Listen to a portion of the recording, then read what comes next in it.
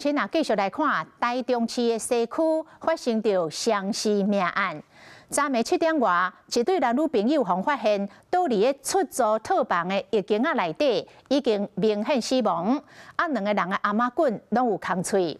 講這個女性的死者原本應該到附近的超商來上班，但是一直無出現。店長聯絡家屬，厝頭家趕到細厝的所在，才發現兩個人已經死亡。講這個男朋友半暝1點有走出去買雞絲。半暝2點，附近的民眾有聽到人咧冤家，到底是啥物原因造成這件雙屍命案？檢警要來釐清。大樓外口有防火線，監察人員甲員警出入入，工作人員將死者扛上車。台中市西區這棟大樓昨暝7點外發生兩死的命案，一對情侶死佇3樓出租套房的浴間內。雙屍命案，死者是30歲姓張的查甫人，甲30歲姓方的小姐。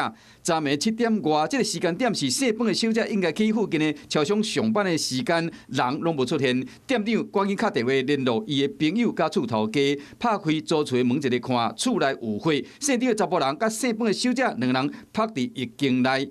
其中姓張的查甫人頷管有5逝傷痕，這姓方的小姐嘛有2逝傷痕，已經無開啊。還有一支敢若是犯案的雞絲。雙方家屬攏有到現場，姓張的死者的老爸講，進前有看過這個姓方的小姐，知影講因住做伙，進前嘛捌去因兜食過飯。7、8點啊，我才接到電話，講阮囝過世，阮嘛唔知啊。你捌看過？捌去阮兜食過飯啊。唔捌聽講因冤家啊啥？無啊，唔捌啦。警方調路口監視器發現講，半暝12點57分，兩人做伙行入租厝的所在，姓張的查甫人佇1點23分離開租厝的所在，去買雞絲。1點58分轉去，後來就無個人出入啊。警方問厝邊隔壁講，透早2點時，敢若有聽到冤家聲。本分局已採集相關跡證，並報請台中地方檢察署檢察官指揮偵辦。